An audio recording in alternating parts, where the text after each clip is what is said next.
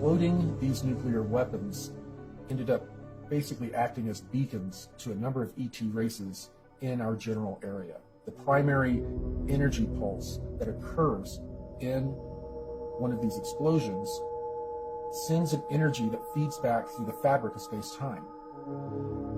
All stars, all planets are connected through electromagnetic filaments. Scientists call these connections the cosmic web.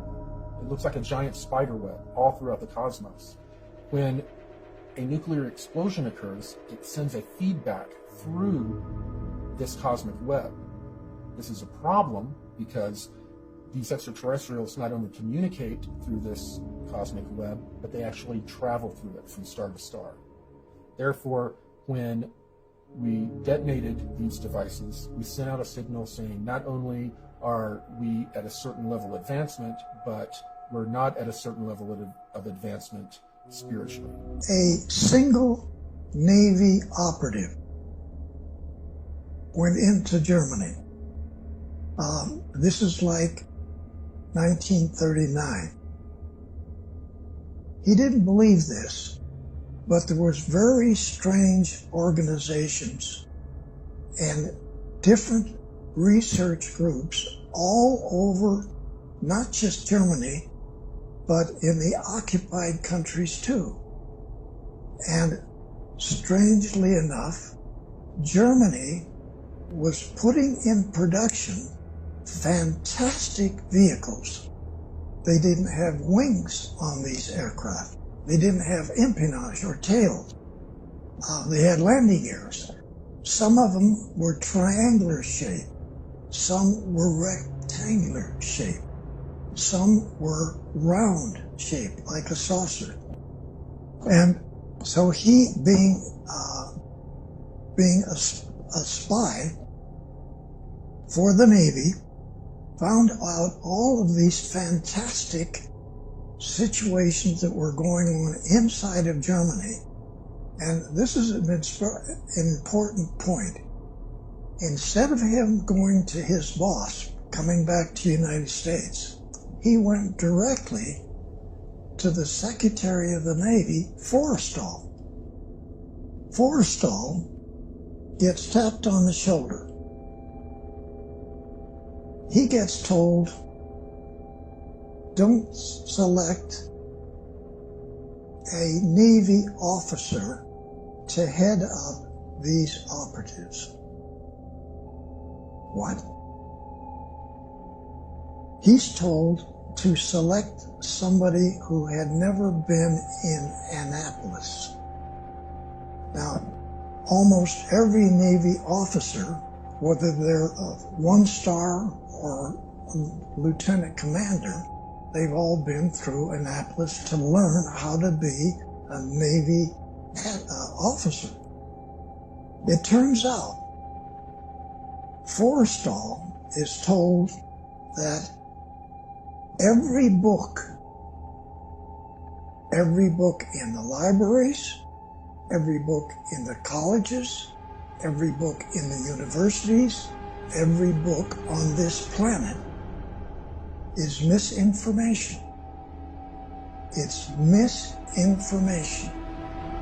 So, which is initiated by the Draco reptilians as far back as 6,000 years ago.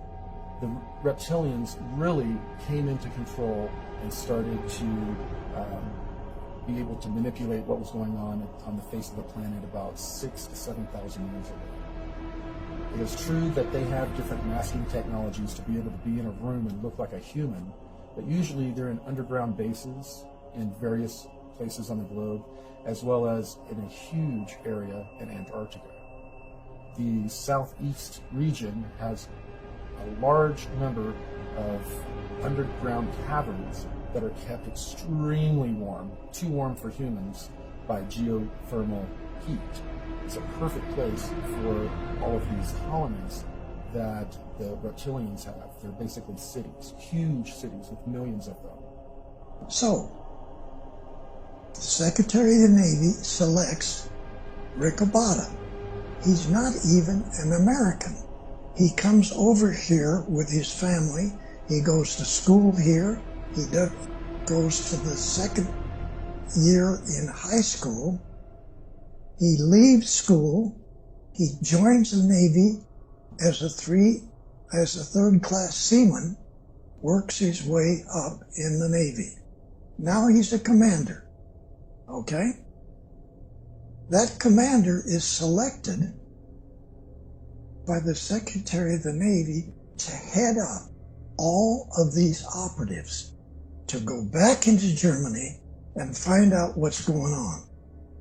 Because that individual had never had misinformation given to him about every technical field on the planet. Now, if you were to go to San Diego and look over at North Island, you're going to see a tall building like this.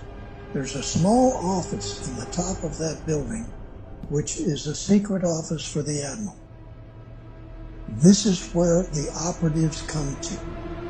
So, the Admiral's aide comes to my barracks, taps me on the shoulder, and he only says one word: he's here. We drive over to that building, we get up to the top, we go into this conference room, a small room. Admiral Riccaboni sits here, I sit here, and one of 3 other bosses that I have are all captains. So now I have 3 captains as bosses, and now a 2-star admiral. He just got another raise. Wow. He just came back from Lockheed. He just came back from Scripps Institute. He just came back from all the aircraft company. Wow. Now he's got these operatives coming in. So the operative sits on the other side of the table. He discloses to us these fantastic things that Germany is doing that make no sense. Now I have 8 girls and 3 PhDs as a group. We put together a package from what the operative brings back. Some of it is photographs. Once in a while it's a manual, hardly any manual. A couple of manuals were not even in English, German, or any other language. They were extraterrestrial hieroglyphics. You see all of this stuff. You hear it. You understand what the Germans are doing. They didn't just get documents from the extraterrestrials. They got brand spanking new space vehicles. Here's one.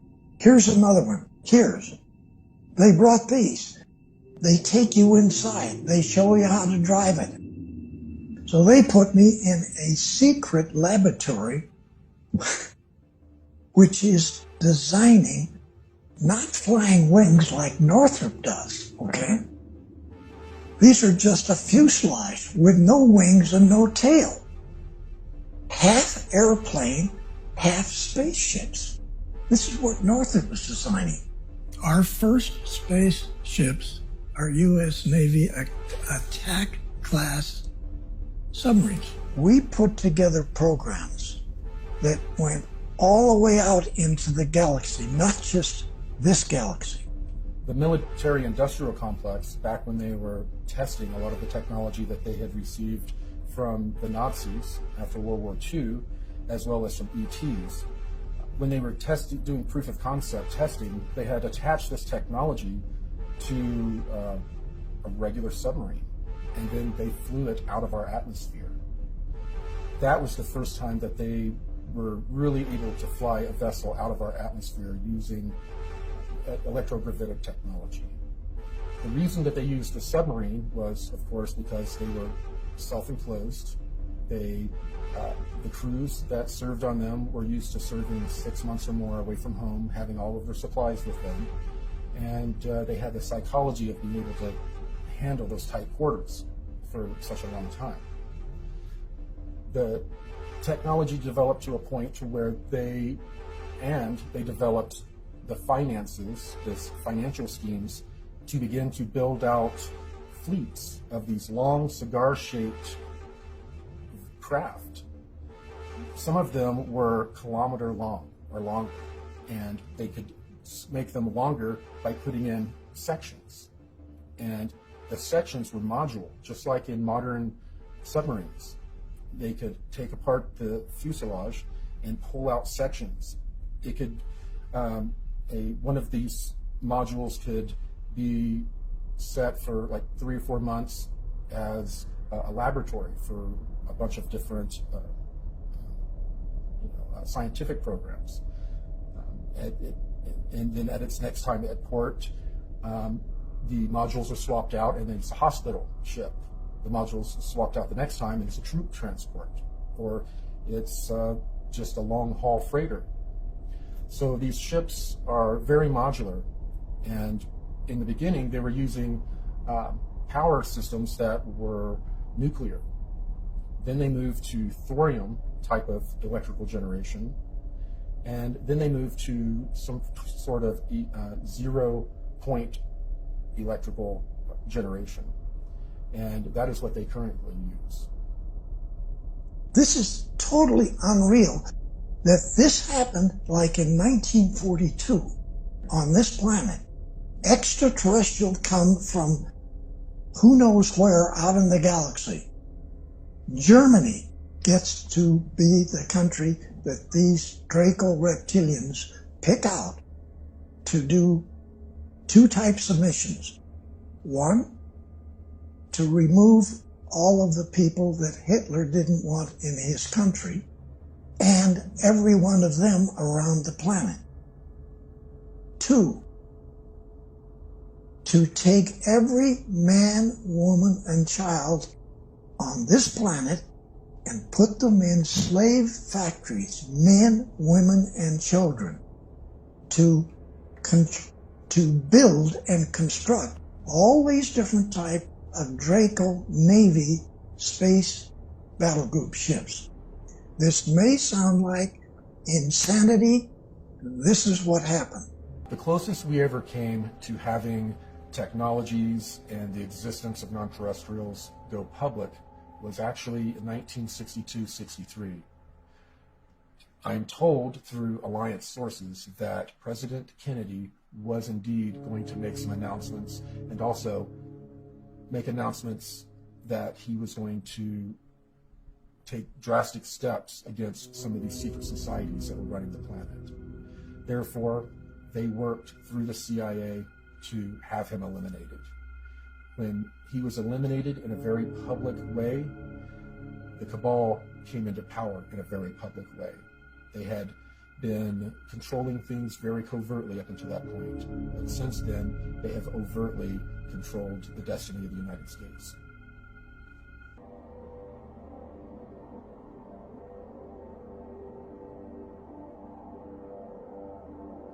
Solar Warden went active 1980, 1981. It was funded in large part by SDI, through President Reagan, though that money was funneled off in many different programs. Solar Warden was developed to do exactly what its namesake says, to police our solar system. We had the technology to prevent these interloper ET races from coming into our solar system, grabbing our people and leaving. We could now stop them. So Solar Warden was developed and began to do its job of policing the solar system. At the same time, we had the Interplanetary Corporate Conglomerate, which was made up of all of these military-industrial complex corporations. We have all of these other programs that are developing technology at the same time and are developing much, much more advanced technologies. So advanced, in fact, that there are ET races that come here to trade for our technology. One of the technologies that I was exposed to while in the MyLab programs were the chemical cocktails they would use on us. They would use them to enhance us in many different ways. Some of the ways that we would be enhanced would be if they discovered we had an intuitive empath ability. There was a cocktail that they would give us that would enhance it, make it many-fold stronger. They would also give cocktails to people that would have hormones in them that would make them stronger, faster, and think quicker. Major part of the program was that when you started, they were not quite sure where they would send you.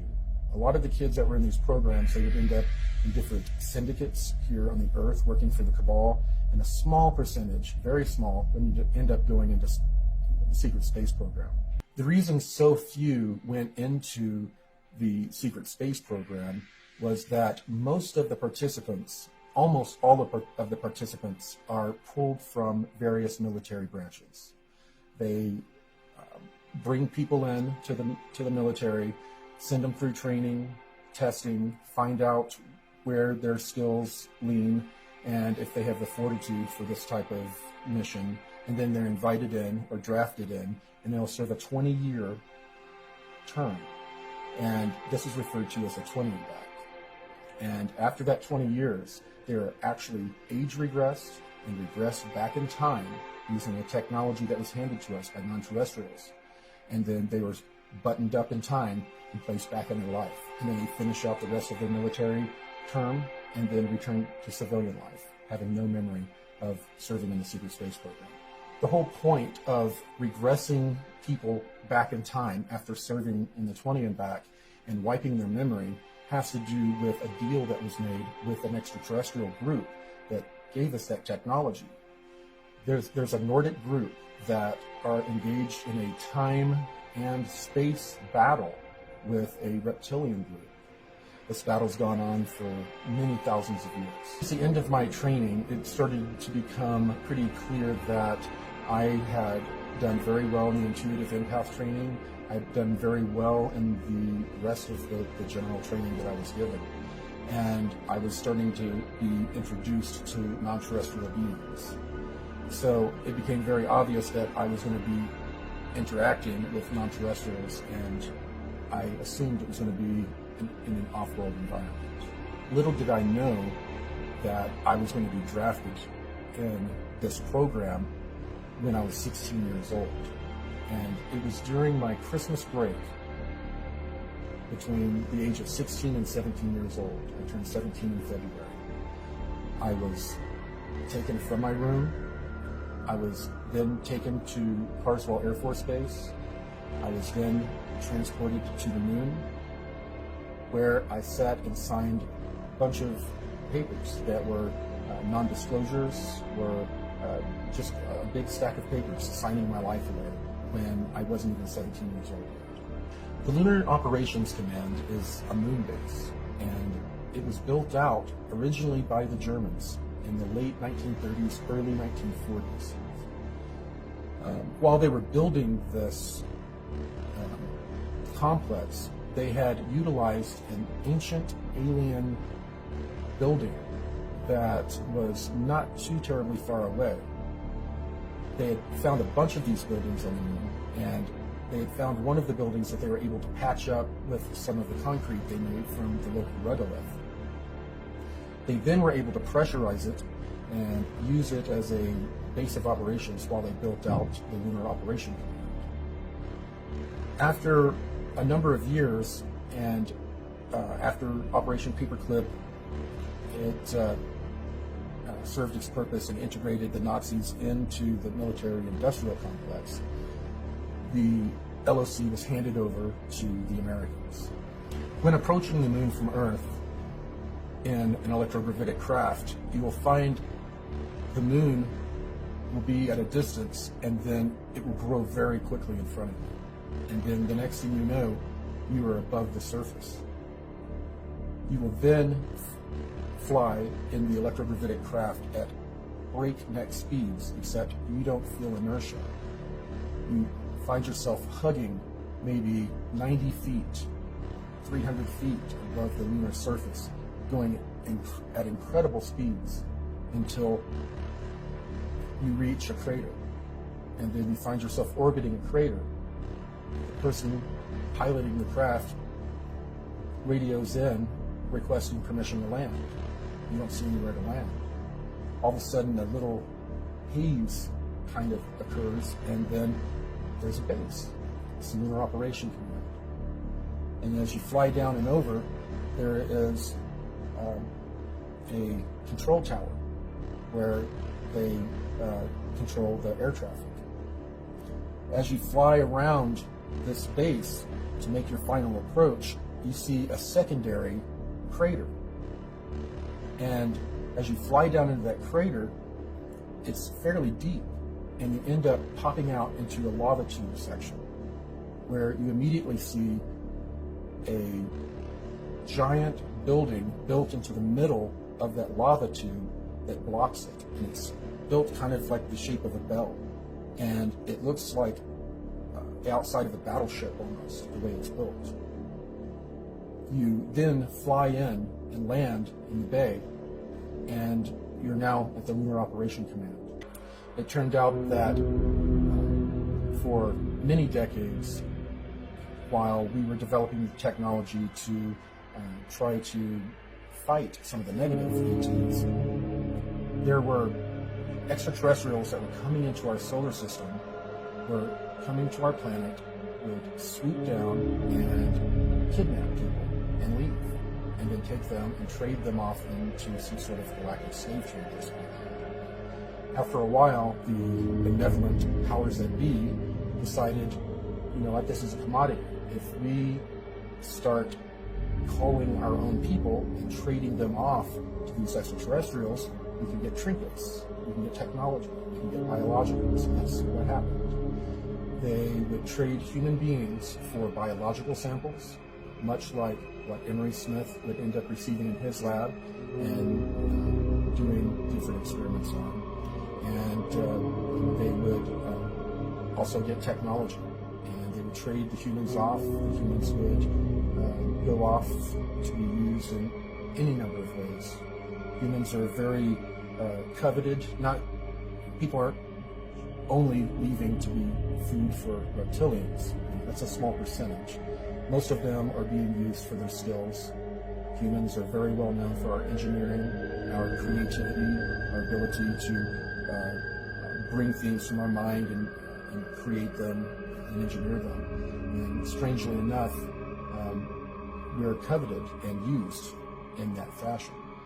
So the Cabal group has been basically utilizing human beings as a resource. So as little groups of people from all of these different programs started to join and work very quietly and secretly to not only find out the full truth of what was going on, but find a way to combat it. The SSP Alliance is a very small fraction of the overall secret space program or secret space programs, under 1%. So the only technology that they have is what they brought with them when they defected. It is a ragtag group that is doing their best to bring full disclosure to humanity. They don't want a slow, protracted disclosure. They want all of these technologies given to all of humanity at once, not to any one group, any one country, to everyone at once. And that is what the Secret Space Program Alliance has been working for.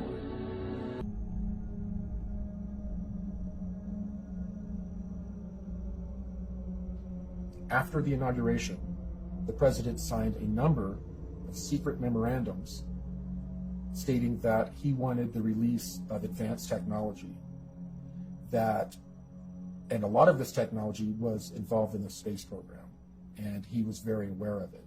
We know that President Trump is aware of advanced technologies because his uncle was the one who went in and cleared out the safe of Tesla after his death. So we are fairly sure that President Trump grew up bouncing on his uncle's knee, hearing stories of free energy. Aside from the Secret Space Program Alliance, we have a different alliance. It is made up of all of these countries that have been fighting against this cabal for 50 years or so. It is also made up of various military groups that have broken away from the cabal, such as elements of the United States military intelligence groups have broken away and have been participating with a lot of other breakaway groups in trying to overthrow the cabal, who took over the United States back in the 1960s, around 1963. this alliance, Earth Alliance, began to get more and more organized. And they got organized to a point to where some of them approached some generals and told them that they wanted to do an open coup in the United States. These generals decided they would make one last-ditch attempt to get rid of the cabal legally. And that's when they approached Trump, allegedly, to run for president and allow them to legally get the country back, basically.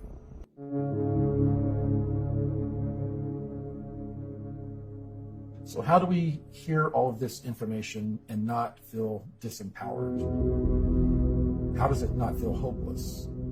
Well, I look back when I start to feel hopeless to the reports of legitimate ET contacts that have occurred in the 40s, 50s, and 60s. In all of those reports, the ETs asked two things: grow spiritually or expand your consciousness, and demand the release of suppressed technologies from your governments. Those are the two things that we can focus on. If we begin to organize and demand the release of suppressed technologies, they will have no choice. If we focus inwardly on whatever our religion is, becoming the best human being that we can, and expanding our consciousness beyond our comfortable belief systems, when we do those two things, we are going to gain the freedom that we desire.